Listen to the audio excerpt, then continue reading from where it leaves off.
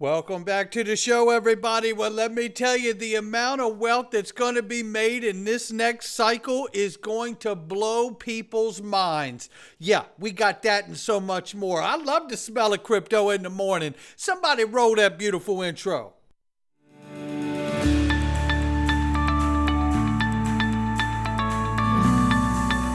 Digital Perspectives with Brad Kimes. Come on in.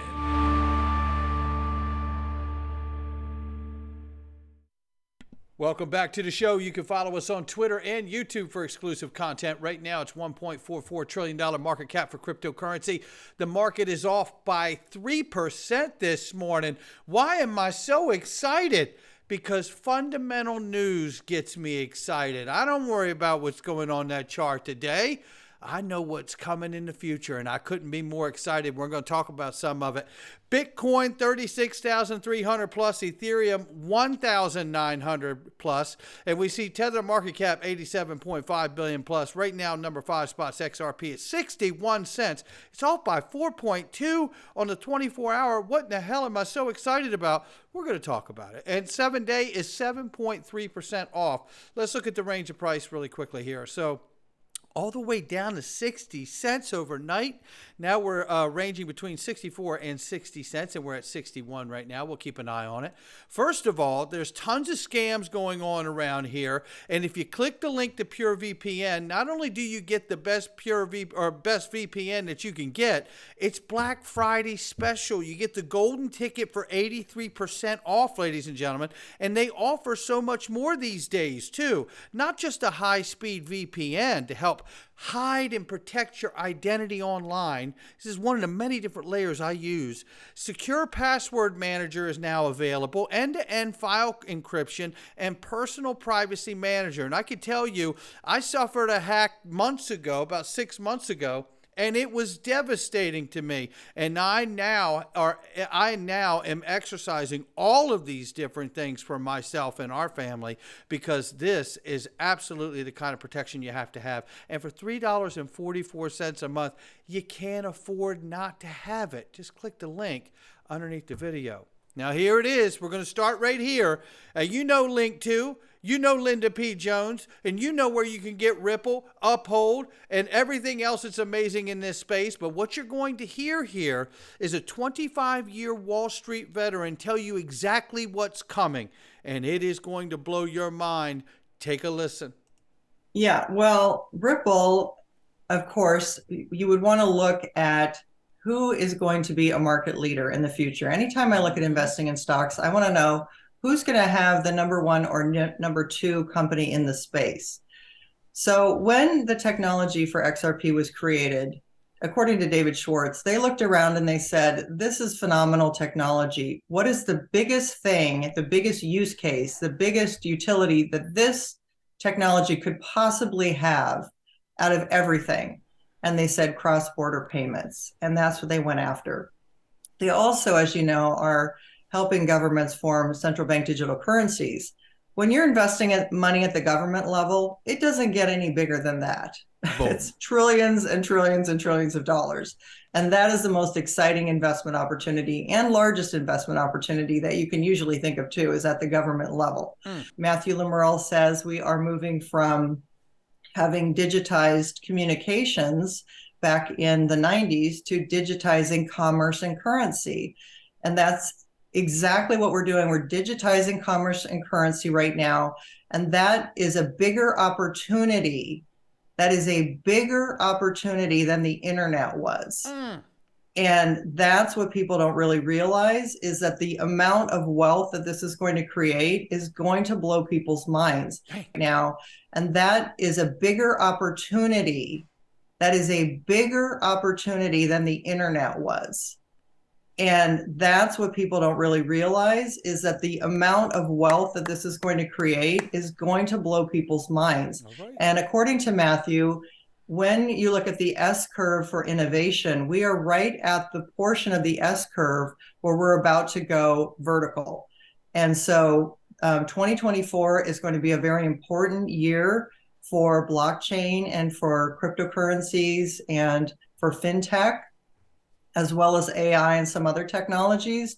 But these are the things that we want to look at when we consider investing. And all of those things Ripple has and does very well. I don't think you could say it any better. Now, you could look at that chart today and see how far we're off over 7% and this, that, and the other. But you hear what's coming. You know, there's two things that stick out to my mind: patience and discipline. Do you have the patience as an investor to hold on in this space? And do you have the discipline to continue to invest in the things that you believe will be successful? And are you seeing the fundamental news you need to see? Are you doing the due diligence every day to stay up on top of this market? If you're hearing my voice, I believe you are, not financial advice. Then we see this. Well, we're going to see some up and down today. You know, it's kind of like, some glimpses of what's coming, right? BlackRock has reportedly filed the S1 application for its iShares Ethereum Trust. I think this and multiple other shares or trusts, iShares trusts, are going to be coming. Yes, I do. Can I prove it? No, I can't. But it's what I believe. I believe the big institutional players, this is how they're going to come in here.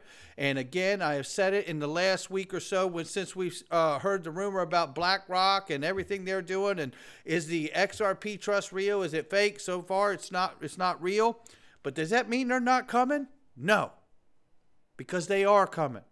Because they have filed for a spot Bitcoin ETF trust as well.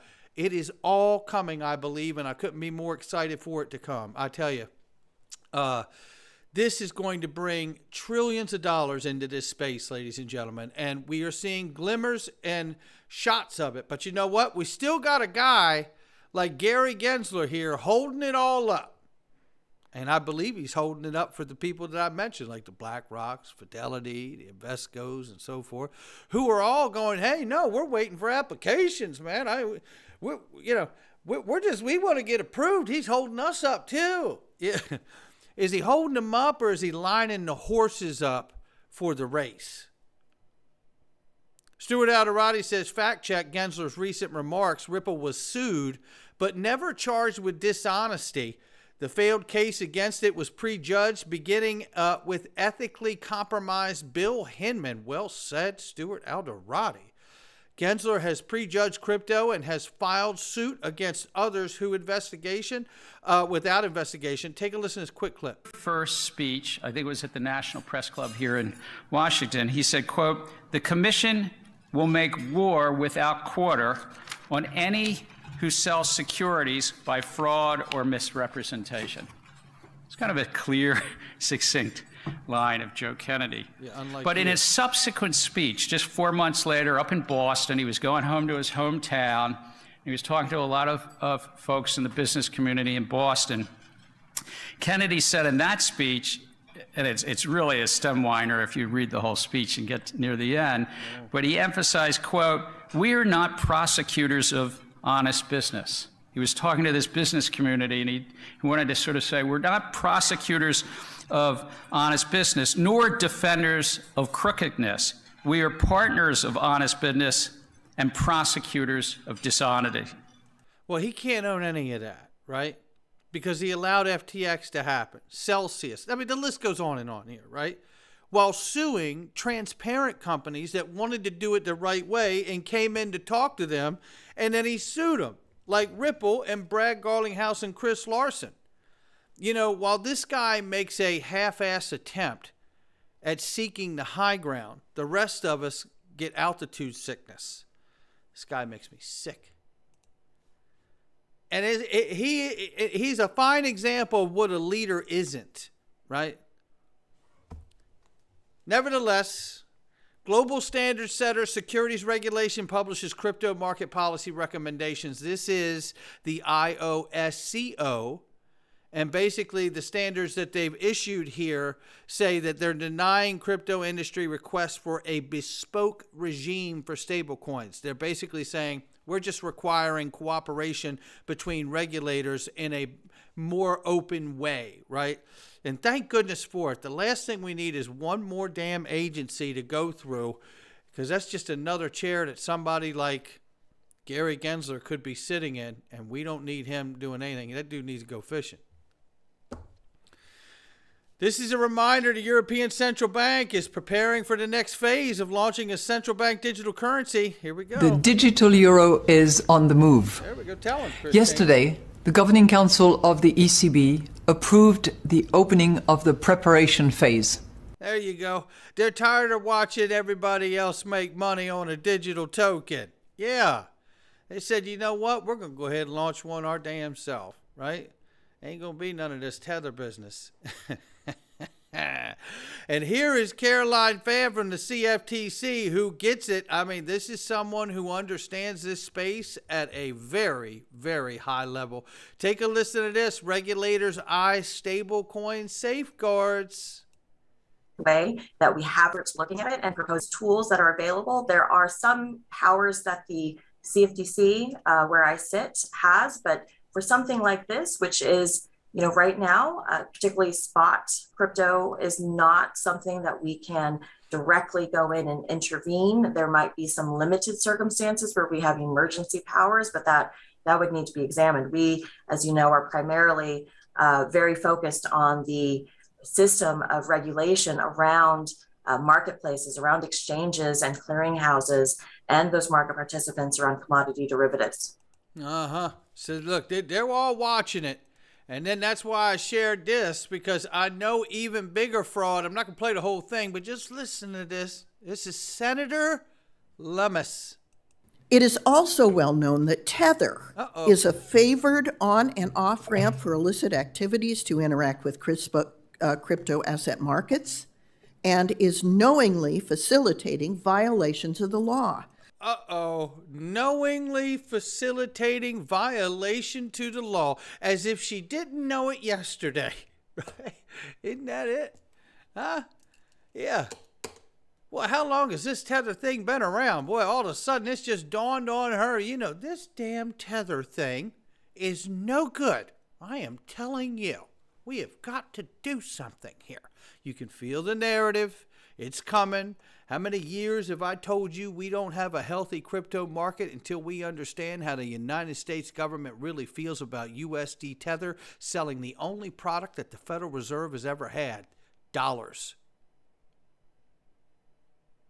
This is about to get real, ladies and gentlemen. Now, couple in the flashes and glimmers of all these, trusts and ETFs coming for all these different crypto products, and I believe that they're coming. But if you think we're going to get all of this and Tether's just going to stay out here on the edge of the ice, on the outside of all of the regulation that's coming and already exists, I got some oceanfront property I'm going to sell you in Arizona. And that's why I want to remind you here, just like Senator Lummis gets it, this is a clip from a while back I covered, I think it was last summer, whenever it was. Caroline Pham, as I said, she gets it. CFTC, not only are they talking about stable coins, but then she goes on to talk about a national security issue of not just stable coins, but non-state-backed money challenging the U.S. dollar as the world reserve currency. Thank goodness XRP has legal clarity. Something's coming. Really is a very serious concern that I've found about national security and me. about American competitiveness. And I think that's very compelling. I found it to be very sincere. And I think that's something that we can't forget either. There you go. Actually, maybe just to quickly pick up on the national security element, because that's, I've heard like a national imperative. It's important for our own economic standing to remain on the forefront of innovation. But how does that fit into national security for you? I think when you look at traditional schools of thought around geopolitical power, you have, of course, military power, and you have economic power, and you have the US dollar as the world's reserve currency. So I think people are very concerned that should, because of these innovations in digital assets, in particular, if there really is a movement towards certain stable coins, for example, payment stable coins that are not clearly they're not digital fiat, because that would be a CBDC. USD Tether, maybe? And they're also not tokenized commercial bank money. And so if USD Tether again, maybe? there's ambiguity over that regulation and over what those stablecoins might be, people are really worried that that's going to be a movement away from the US dollars, the world's reserve currency. And that is a national security issue for the United States, as well as a deeply monetary policy issue as well. So that's just one example. But of course, if you have other things, if you have innovation, if you have capital investment, if you have talent, all moving offshore, that's something that people see as a concern as well. And you've seen that with other sectors that have moved offshore that can put the US at a competitive disadvantage. It can be detrimental, to our standing in the world. And I think from COVID, you've seen some issues when you've had, we've got a lack of onshoring facilities. And so this is really, I think, things that people are thinking about, and it's things that people are concerned about. Now listen to this next part. And I think there are also concerns about what does it mean, again, from a geopolitical perspective, if should another currency arise as the world's reserve currency, or if there's a non-state currency, so to speak, that becomes a world's reserve. That's another thing that I think people are very concerned about. Yeah. And this is where I talk about, like, if we see the ETFs stay in place, we see the large institutions come into these other cryptos. I'm not talking about XRP right now. Other cryptos, and bring billions and billions of dollars, maybe even trillions of dollars into these products. What happens if they decide one day to be done with them and unwind all of that? It'll cause it to collapse. And then nobody will ever see a Bitcoin as a way to challenge the US dollar or any other reserve currency in the world ever again. You better watch out for this 1-2 punch. I'm telling you right now, it's coming. And meanwhile, while all of that's going on, what do we see here? A chance to sign up for Crypto Potato. Yeah, and Ripple XRP dominates Ethereum in interest in almost every U.S. state. There you go. All the blue. That's us. Ain't that something? 47 states have displayed a higher interest in the asset than Ethereum, over Ethereum. How about that? Yeah, that's pretty remarkable. And then I want to talk about this. There's an XRP Storm Brewing, says Eggrag Crypto. Shout out to Eggrag Crypto. Embrace the oncoming shift. Stay steady. Stay confident in what you hodl. Not financial advice. But look at this. $7 that first mark. $27 that second mark. He doesn't pretend to know when, and I don't either. But I can tell you this, I'm going to be here for it with you. And just like in 2017 when we saw the pop up here, then a little bit of a retrace, and then the pop to the all-time high that we've had, if we see that same repeat, you could see how we would make it to $7, pull back a little bit, and then make our way to $27. I got no problem with it. I believe that XRP is 4 and 5 digits easy. I don't know when it will be, but I believe that will be where it serves its role the best for the world, complementing the financial system.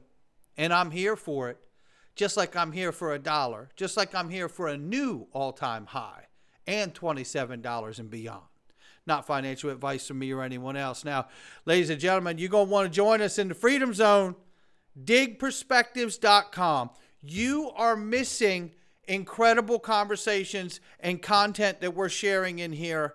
And it's not just the daily content that I do from the channel, which you will get with 0 Google ads. You're missing all the topics that we can't touch on because we know that free speech is not real on social media. We know this. We're asking you to join us inside for 20 cents a day. And you're going to be glad that you did, I tell you that, because there are incredible topics that we're touching on in here. And I am revealing positions and thoughts on things outside of crypto as well as inside of crypto. And today we'll be diving into that phone call that Stephen Nureyev had, whistleblower of ETHgate, with Vitalik Buterin, and breaking down some thoughts on that phone call, which is very powerful. But as you know, the only way we can really touch this is behind that paywall to feel safe. That's for sure. I know others don't, but after what I've seen, it's the only place that we can do it and feel like we're actually protected.